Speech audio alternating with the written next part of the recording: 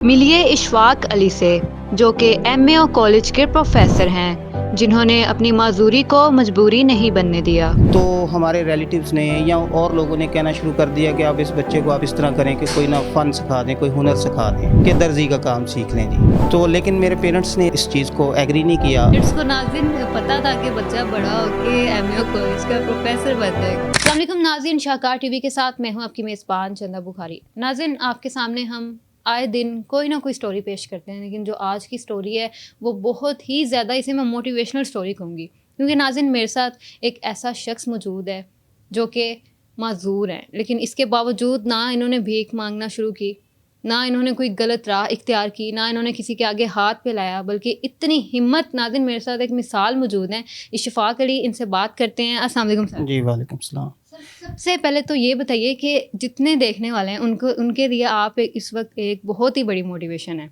کس طرح سے یہ کب سے آپ کو یہ مسئلہ سٹارٹ ہوا؟ یہ مجھے اب کہہ سکتے ہیں بائی برتھ ہی ہے، اکارڈنگ ٹو مائی پیرنٹس، کہ برتھ کے 6 منتھ کے بعد جو ہے نا پولیو کا اٹیک ہوا، تو اس کے بعد یہ ڈسیبلٹی آئی ہے۔ اور لیکن اس ڈسیبلٹی تھی بچپن سے تھی، تو میں نے اس کو ایسے فیل نہیں کیا۔ میں گیمز بھی کھیلتا تھا، کہہ لیں کہ بہن بھائیوں کے ساتھ کرکٹ بھی کھیلتا تھا، بیڈمنٹن کی بھی کوشش کر لیتا تھا۔ تو جو ہے نا وہ ساری چیزوں میں کنٹریبیوشن کرتا رہوں جو ایک نارمل شخص کرتا ہے، بلکہ پتنگ بازی اس دور میں بڑی عروج پہ ہوتی تھی، وہ بھی کرتا تھا، ٹھیک ہے۔ اور گلیوں میں جو ہے نا جو بچے اس کو دور کے کھیلتے تھے، مثلا بانٹے کھیلتے تھے، یہ ساری چیزیں کرتا رہوں۔ اور اس کے بعد اسکولنگ شروع ہو گئی۔ گورنمنٹ پرائمری اسکول تھا گھر کے پاس ہی، یہیں پہ تھا، کیونکہ میری پیدائش اسی گھر کی ہے، یہیں اسی علاقے کی ہے۔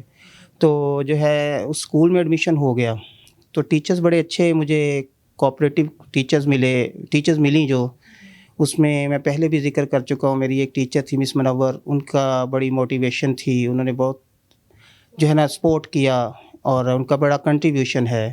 پھر اس کے بعد ایک مس سکینہ تھیں جو ہیڈ مسٹرس تھیں، ان کا ہے۔ ان کے بعد مس ثریا، میں نے ایک جگہ پہلے بھی اس کا ذکر کیا ہے کہ میرے اس وقت پیپر تھے مڈل ایج کے، پرائمری کے۔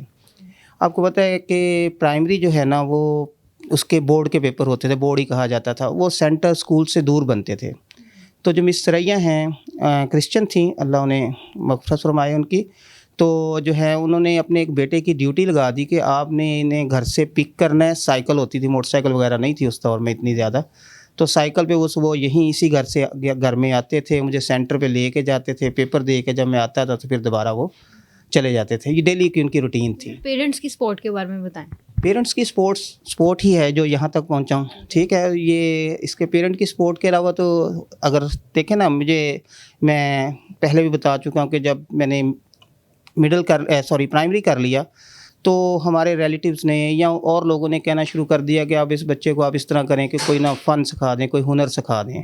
مثلا اس ہنر میں جو سب سے سوٹیبل تھا، جس میں وہ ایسے بچے ایڈجسٹ ہو جاتے ہیں، وہ تھا ٹیلرنگ، کہ درزی کا کام سیکھ لیں جی۔ تو اس سے کیا ہوگا کہ یہ اپنا رزق جو ہے نا وہ کمانا شروع کر دے گا، اپنے پاؤں پہ کھڑا ہو جائے گا، کہیں کسی کے آگے ہاتھ پھیلانے کی ضرورت نہیں پڑے گی۔ تو لیکن میرے پیرنٹس نے اس چیز پہ بالکل بھی جو ہے نا انہوں نے اس چیز کو ایگری نہیں کیا، اور جو ہے انہوں نے کہا نہیں جی ہمارا بچہ پڑھے گا۔ اور میری والدہ جو تھی بالکل ان پڑھ تھی، لیکن پیرنٹس کو ناظرین پتا تھا کہ بچہ بڑا ہو کے ایم اے او کالج کا پروفیسر بن جائے گا۔ یہ تو کہہ لیں کہ قدرت کے کام تھے، ہاں، لیکن میرے والد صاحب کی ایک خواہش تھی، اور میں اس پروفیشن میں بائی چوائس ہوں۔ یہ یعنی کہ بائی فورس نہیں ہوں، بائی چوائس ہوں میں اس پروفیشن میں۔ میرا شروع سے ایک کہہ لیں کہ جب میں نے کالج جوائن کیا نا، تو کالج میں کچھ ٹیچرز آئیڈیل ہو جاتے ہیں، تو ان کو دیکھتے ہوئے پھر میں نے کہا کہ نہیں، میں نے اسی پروفیشن میں آنا ہے، اور اللہ کا شکر میں اسی پروفیشن میں آیا۔ حالانکہ اس کے علاوہ میں 2 سال وابڈا کی بھی میں نے سروس کی ہے۔ وابڈا کی سروس جو لیسکو میں نے 2 سال ایز اے کمرشل اسسٹنٹ کام کیا، لیکن میں اس کے ساتھ ایڈجسٹ نہیں ہو سکا۔ وہ کہہ لیں کہ میرے مائنڈ میں جو تھا نا اپنا ایک ٹارگٹ، وہ اس پہ میں نہیں ابھی پہنچا تھا۔ تو میری جو پہلی پوسٹنگ ہے وہ لاہور سے آلموسٹ 150 کلومیٹرز دور تھی، جو ایز اے لیکچرر۔ تو حالانکہ جو میری لیسکو کی جاب تھی وہ میرے گھر کے پاس تھی، تو لیکن پھر بھی میں نے اسے اسکپ کیا، اور میں نے ایز اے لیکچرر اس HED ہائر ایجوکیشن ڈپارٹمنٹ میں نے جوائن کیا, اور لاہور سے 150 کلومیٹر دور جانا, وہ بھی بغیر کسی کنوینس کے, اپنی یعنی کہ اپنی کنوینس کے, لوکل کنوینس یوز کرتے ہوئے, بڑا مشکل کام تھا. لیکن اللہ تعالیٰ نے جو ہے ہمت دی, حوصلہ دیا. پیرنٹس جو تھے ان کا جو تھا نا, کہہ لیں کہ پش اپ تھا, کہ وہ کہتے تھے ٹھیک ہے آپ جائیں, کوئی مسئلہ نہیں ہے. سر ہیٹ کامنٹس کے بارے میں بتائیں, کیا فیس کرنا پڑا, کیا مشکلات آئی؟ ہیٹ کامنٹس تو آتے ہیں, دیکھیں نا, ہر کسی میں بھی کوئی بھی اسپیشلٹی جو کہہ لیں کہ اگر کوئی, میں ایسے اسپیشلٹی کا ورڈ یوز کر رہا ہوں, ویسے یہ ورڈ کہہ لیں کہ کسی میں بھی کوئی ڈسیبلٹی ہوتی ہے تو اس کے ہیٹ کامنٹس تو آتے ہیں, لوگ تانے بھی مارتے ہیں, اور بڑے سمجھدار لوگ, بندہ نہیں بھی ہوتا ہیٹ کامنٹ اس کو بھی مل جاتے ہیں, جیسا دور چل رہا ہے. ہاں جی, جیسا دور چل رہا ہے, تو اس میں جو ہے نا ہیٹ کامنٹس تو آتے ہیں, لیکن میں نے کبھی اس کو اگنور ہی کیا ہے. ٹھیک ہے, کبھی اس کے دل پہ نہیں لیا کہ اگر کسی نے کو کہہ دیا تو اس کو اگنور کر دیا ہے. اور میں نے بڑے جو ہے نا سمجھدار لوگوں کو بھی دیکھا ہے کہ جو کہہ لیں کہ ایک میچور لوگ ہوتے ہیں, اور وہ بھی کمنٹس کر جاتے تھے بعض اوقات, لیکن اگنور کیا ہے ہمیشہ, اور اللہ کا شکر ہے کہ اللہ تعالیٰ نے یہ مقام دیا ہے. کالج میں آپ کا ایکسپیرینس کیسا ہے بچوں کے ساتھ؟ بچوں کے ساتھ یہ بچے, آپ وہ جو پہلے والا ہے ایک میرا, اس میں موٹیویشنل سٹوری جو ہے, اس میں آپ نے دیکھ لیا ہوگا کہ بچوں کے جو کمنٹس ہیں, مجھے تو سارے ہی بہت اچھے ملے ہیں. اور مجھے آج کسی ٹیچر نے کہا جی ہمیں کوئی کلاس اچھی سی دے دیں جیسی کلاسیں آپ کے پاس ہیں. تو میں نے کہا کلاسیں تو ساری اچھی ہوتی ہیں, جب آپ کے پاس آتے ہیں تو آپ نے انہیں اچھا بنانا ہے. ٹھیک ہے, تو لہٰذا کلاسیں میرے لیے ساری اچھی ہیں, مجھے جون سی مرضی کلاس دے دیں میرے لیے بہت اچھی ہے. تو مجھے اسٹوڈنٹ بھی بڑے اچھے ملے, کہہ لیں کہ اگر میں نے ان کے ساتھ جو ہے نا تعاون کیا تو انہوں نے بھی میرے ساتھ بہت تعاون کیا اسٹوڈنٹس نے. اور رزلٹ اگر آپ میرا کالج کا دیکھیں تو وہ بھی بہت اچھا ہے. یعنی کہ مجھے پڑھانے کا شروع سے شوق تھا, اور میں شوق سے پڑھاتا ہوں, اب بھی شوق سے پڑھاتا ہوں. اچھا سر, مجھے بتائیں کہ اتنے آپ نے کافی باتیں ہو گئی ہیں, کچھ ایسا واقعہ جو آپ کو بھولا رہا ہو ساری زندگی؟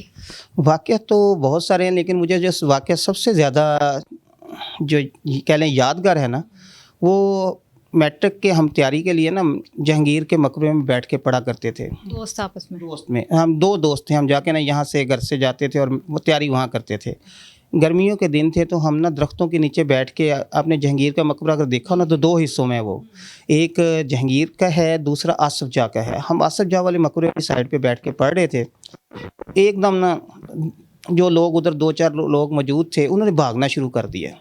تو دیکھا کیا ہوا, ہم نے بھی دیکھا کہ کیا ہوا ہے, تو دیکھا کہ مکھیاں نا بہت زیادہ تعداد میں, جیسے شاید کی مکھیاں کو دیکھیں, وہ آپ دیکھتے ہیں کہ ایک پوری وہ بٹالین ہی ہوتی ہے.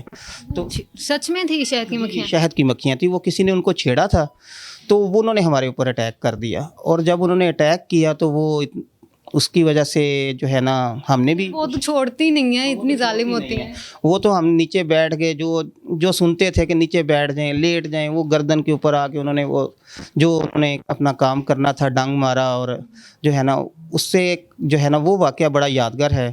اور اس میں سب سے جو یادگار بات ہے نا وہ یہ ہے کہ وہ واقعہ ہو گیا, اس کے بعد وہاں جو لوگ بیٹھے ہوئے تھے 2-3 لڑکے, وہ ہمارے پاس آ گئے, بڑے تھے ہم سے, تو کہتے ہیں جی یہ مکھیوں کو آپ لوگوں نے چھیڑا ہے. بلکہ انہوں نے اس مکھیوں کو چھیڑنے کی وجہ سے کافی غصے کا اظہار کیا, جی آپ لوگوں نے چھیڑا, آپ کی وجہ سے سارا مسئلہ ہوا ہے. ہم نے کہا جی ہم نے چھیڑا ہوتا تو ہم بھی اس کی زد میں آتے, تو لہٰذا زد میں ہم سب لوگ آئے ہیں, چھیڑا کسی اور نے ہے جو ہمیں مل نہیں رہا. تو لہٰذا یہ واقعہ کافی ایک یادگار واقعہ ہے جو میں نے پہلے بھی.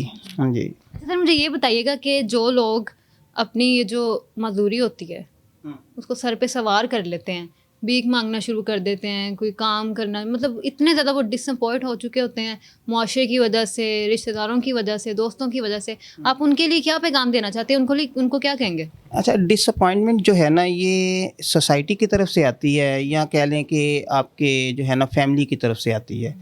اگر فیملیز آپ کو سپورٹ کر رہی ہیں, سوسائٹی آپ کو سپورٹ کر رہی ہے, تو پھر ڈس اپوائنٹمنٹ کی ضرورت نہیں ہے. جو بھیک مانگنا وہ بھی ایک پروفیشن ہے, اس میں آپ کو کہ جو ہے نا وہ لوگ بھیک مانگنے والے وہی ملیں گے کہ جنہوں نے اپنی سیلف میڈ معذوری بنائی ہوئی ہے. سر صحیح نکلتے ہیں. ہاں جی صحیح نکلتے ہیں. تو وہ انہوں نے مزدوری جو ہے نا وہ آرٹیفیشل ہوتی ہے, تو وہ بھیک مانگنے والے ہیں. باقی آپ دیکھیں کہ اگر بہت سارے لوگ آپ کو سوسائٹی میں ملیں گے جو معذور ہیں, ڈسیبل ہیں, لیکن وہ بہت اچھی اچھی پوسٹوں پہ ہیں. ٹھیک ہے, ہاں جی, ہمارے ہی کالج کے اندر ایک پروفیسر صاحب ہیں, بلکہ 2 ہیں, بلائنڈ ہیں. ٹھیک ہے, اس کے بعد ایک GC میں جو ہے نا اسٹوڈنٹ ہے, میں نے اسے دیکھا ہے کہ بہت اچھا اسٹوڈنٹ تھا, وہ ٹوٹلی ویل چیئر پہ تھا, اور اس کی ویل چیئر جو ہے وہ جو تھی نا باہر سے آئی ہوئی تھی, اور اس کو جو ہے نا انہوں نے ایڈجسٹ کیا ہوا تھا, اس کے سینسر لگائے ہوئے تھے, سینسرز کے ساتھ کام کرتی تھی. تو لہٰذا یہ جو ہے نا کہ معذوری کی وجہ سے کوئی مانگنا شروع کر دے یا کسی اور غلط راہ کو اڈاپٹ کر لے، تو ایسی تو کوئی بات نہیں ہے، میں جہاں تک سمجھتا ہوں۔ اگر آپ کی فیملی کی سپورٹ ہے تو آپ جو ہے نا ایک سوسائٹی کے ایک یوزفل جو ہے ممبر بن سکتے ہیں، آپ بیکار ممبر نہیں بن سکتے۔ تو میں یہی میسج دینا چاہوں گا کہ اگر آپ کے اندر ڈسیبلٹی ہے تو اس کو ڈسیبلٹی کو جو ہے نا اپنے سر پہ سوار نہ کریں۔ اگر آپ سر پہ سوار کر لیتے ہیں، آپ کے اندر کوئی انزائٹی کوئی ڈپریشن آ جاتا ہے معذوری کی وجہ سے، تو پھر آپ بالکل بیکار ہیں، پھر آپ کی جو ہے نا کوئی کامیابی نہیں ہے اس میں، ٹھیک ہے۔ کامیابی ناکامی ہے۔ دیکھیں ڈپریشن ایک نارمل پرسن کے لیے بھی جو ہے نا وہ بھی ناکامی کی طرف لے کے جاتا ہے۔ جو بندہ آلریڈی کسی ایک عذاب سے محروم ہے اور اس کے اندر یہ ڈپریشن، انزائٹی یا معذوری کا ورڈ اس کے سر پہ سوار ہو جائے تو پھر وہ ناکام۔ ہاں جی، تھینک یو سو مچ سر، آپ نے ہمیں ٹائم دیا۔ ناظرین، آپ لوگوں سے ملتے ہیں نیکسٹ پروگرام میں، تب تک کے لیے اللہ حافظ۔